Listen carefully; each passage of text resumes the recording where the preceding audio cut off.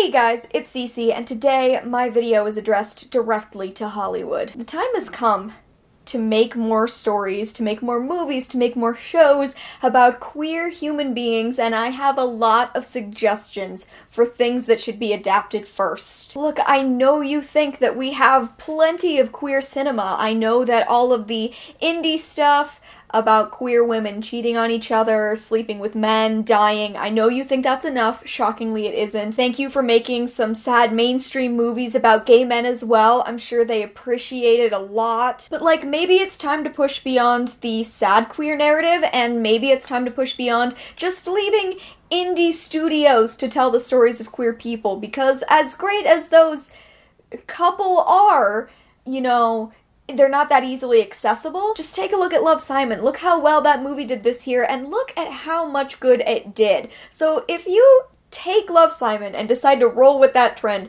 which is exactly what you should be doing, I have some ideas for which things you should adapt first. First, do you want to keep the gay ladies happy? Because if you do, I have lots of suggestions. I'm sure that all of you are out there trying to find the gay lady version of Love, Simon, right?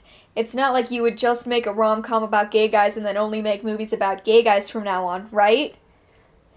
It's not like you're still gonna relegate gay lady stories to the sidelines, right? So if you want something that's like Love, Simon, maybe adapt The Summer of Jordi Perez and the Best Burger in Los Angeles by Amy Spalding. I mean, look, this has all the hallmarks of a great rom-com, but it's about ladies. It's aesthetically pleasing, it's fun, it's artsy, plus it's set in California, and I know that you guys love stories set in California. It's set in a fashion boutique, which is perfect for costume designers and for people watching the movie. I don't see a bad thing about this story. I think it's the perfect thing to make next. Maybe you aren't ready to make like super cheesy rom-coms about ladies though, because if you want something more artsy, there's Everything Leads to You by Nina LaCour.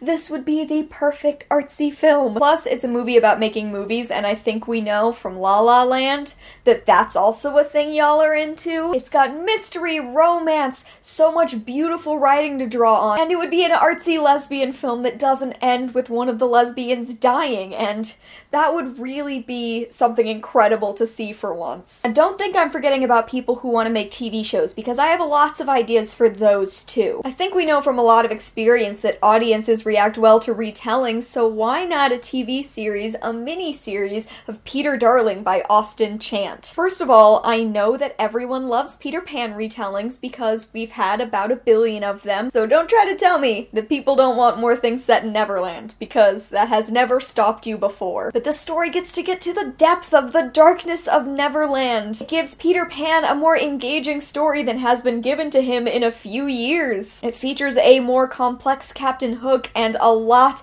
of fabulous magic, plus, you know, trans guy main and a male-male romance. I'm just saying, it's time to make more mainstream trans stories too. So here's one great suggestion. You can't go wrong with this. Or you could adapt Amberlo by Laura Elena Donnelly. This would also make a great miniseries or long-form series. It's a show about spies that's so aesthetically driven. I mean, 2 of the main characters are on the front cover, and those look like 2 characters that would be the most fun to create costumes for and to write for. And since you're all still so desperate to make stories where gayness is forbidden, I mean, that is what this book draws on. The male-male relationship is taboo. It's also taboo because the 2 men come from opposite sides of a conflict. So hear me out.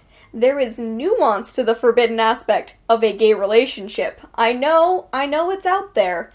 But think about it. Okay, what about this? A lush story of the history of the golden age of Hollywood, following a multifaceted starlet who has made numerous bad decisions in her life. There's romance, there's intrigue, there are secrets.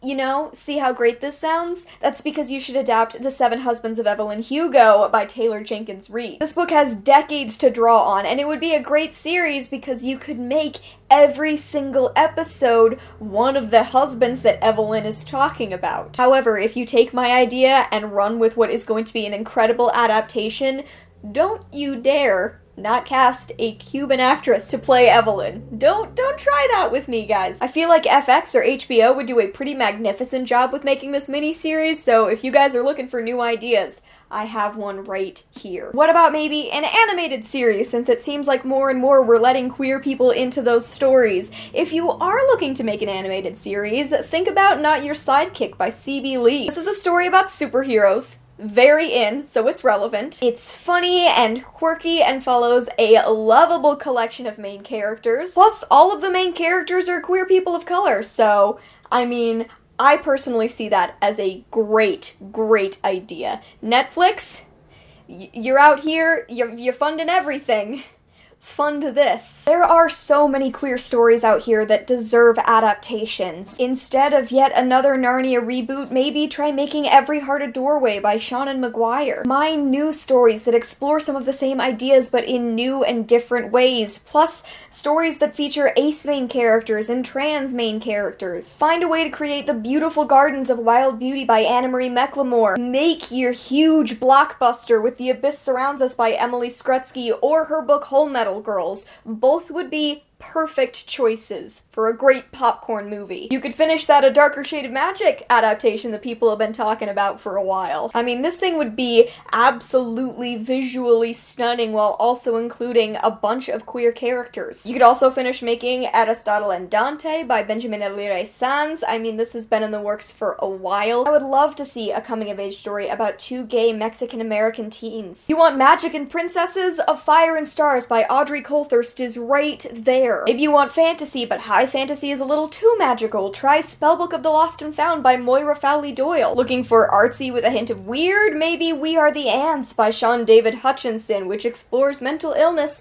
and aliens. And don't even get me started on how good an idea it would be to make a mini-series of the Broken Earth trilogy by N.K. Jemisin. I'm just saying, if you're looking for ideas and you need movies and shows to adapt that star queer main characters, these are just a few that I can list off the top of my head. Whatever thing you're looking to make next, maybe instead of making the 5th or 6th sequel to a franchise that died ages ago, or remaking that movie for an 18th time, look for news stories and look for queer stories. Because there are a whole lot out there. Okay guys, what are some queer stories that you think deserve adaptations? Let me know down in the comments below. I would love to hear more. Also let me know what kind of adaptation you think that story deserves. Is it a mini-series? Is it a long-form series? A movie? A play? Any of these things. Let me know how you visualize that story in your comment as well. Thank you so much for watching. I hope you enjoyed, and I will see you in another video very soon.